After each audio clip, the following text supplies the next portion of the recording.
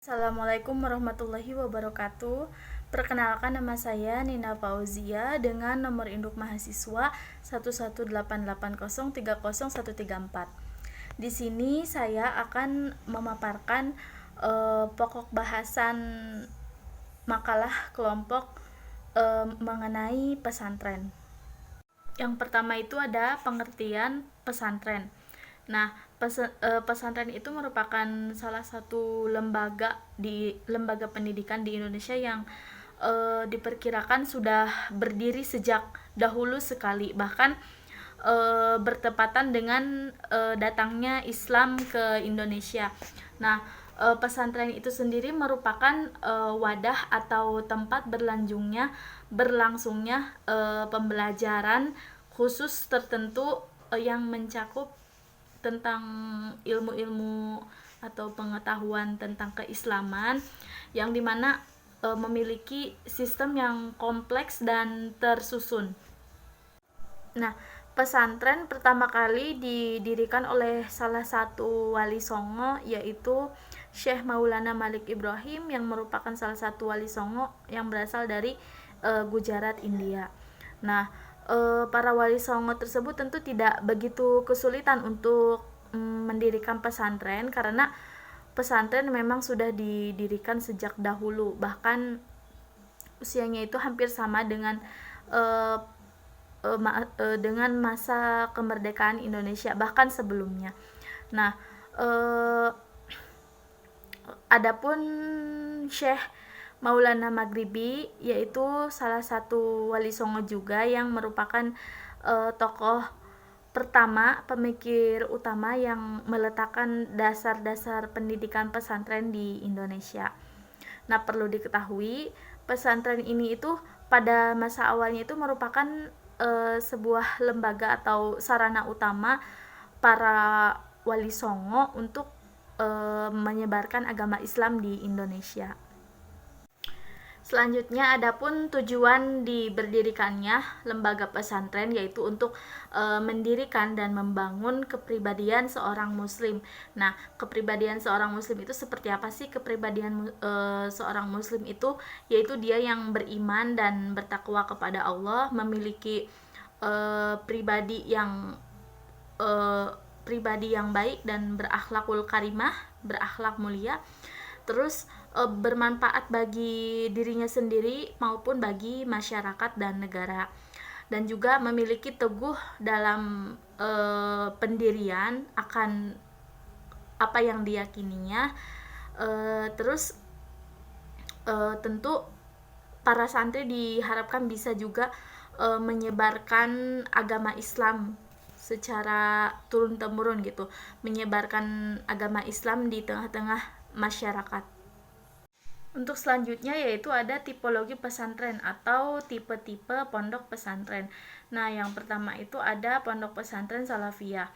Salafiyah itu sendiri awal katanya itu dari kata salaf yang artinya lama, dahulu, atau tradisional.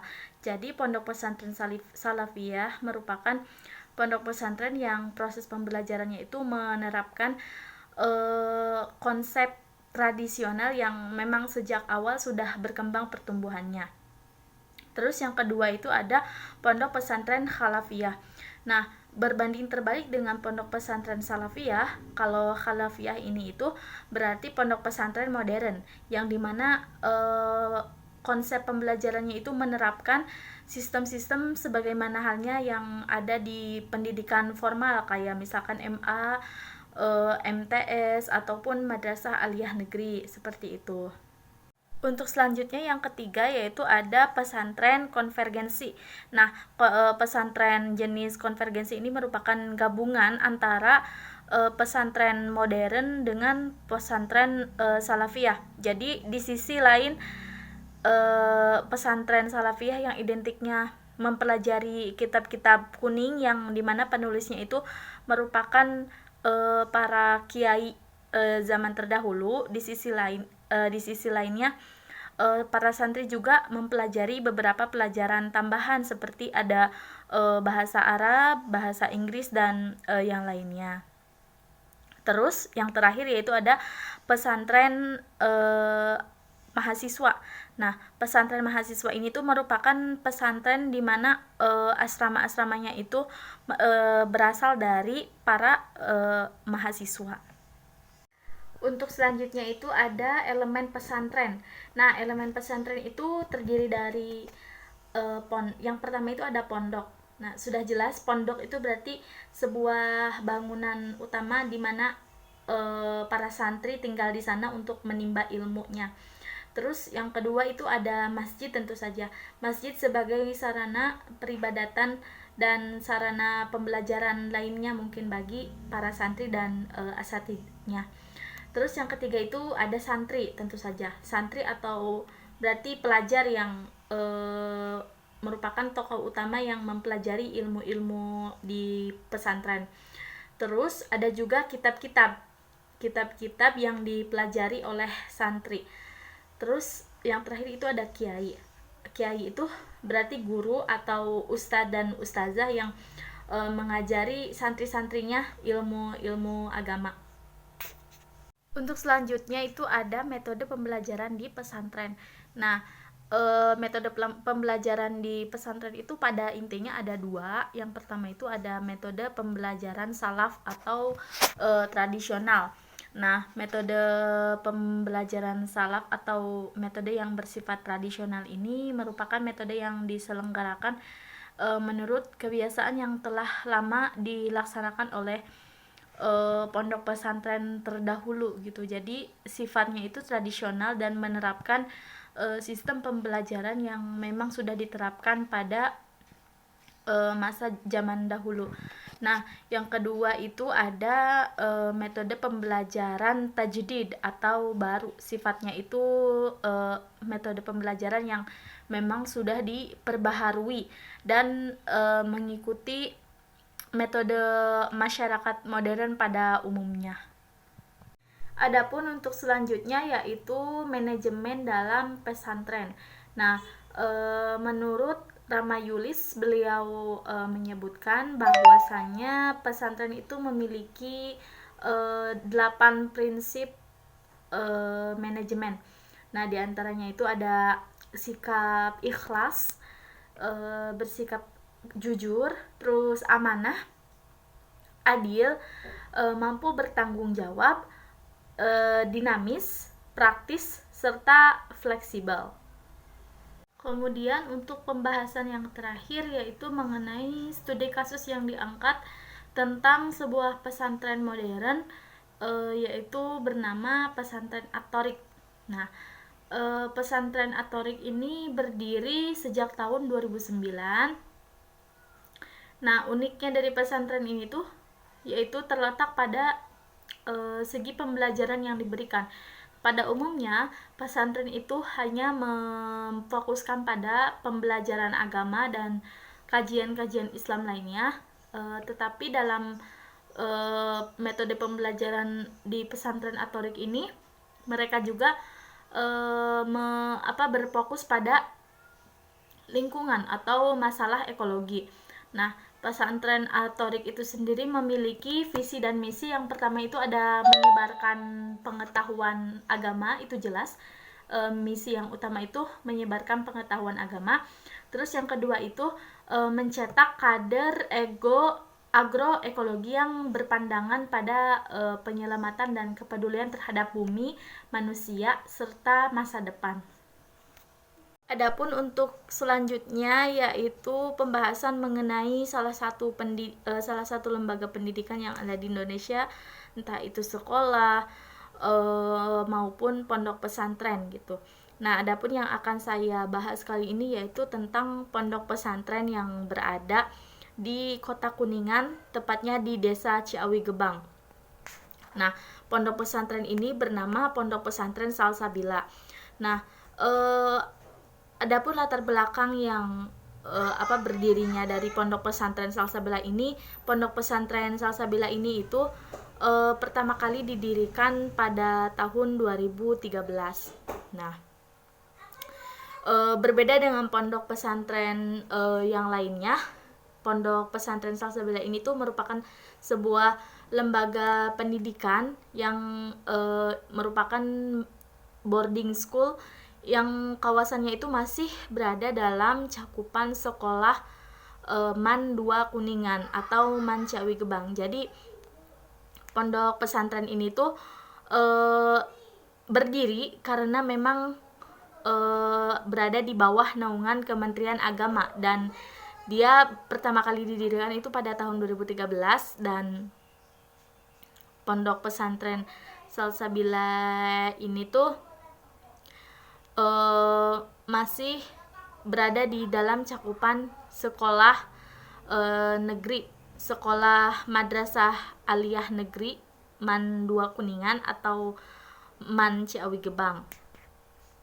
Nah, jadi pondok pesantren Salsabila ini tuh merupakan sebuah pondok pesantren yang berbasis khalafiyah atau berbasis modern salafi, yang dimana berada di bawah naungan Kementerian dan Negara, serta pimpinan dari pondok pesantren tersebut juga bukan seorang kiai ataupun ustadz, melainkan dari kepala sekolah MAN Ciawi Gebang itu sendiri, seperti itu.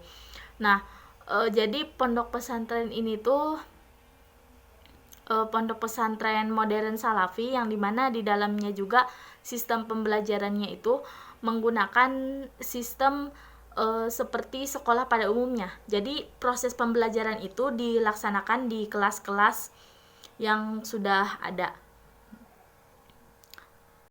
Nah, pondok pesantren Salsabila atau boarding school Salsabila ini diperuntukkan bagi siswa dan siswi MAN Ciawi Gebang yang yang memang berminat untuk pondok di sana dan ingin menimba ilmu agama lebih banyak.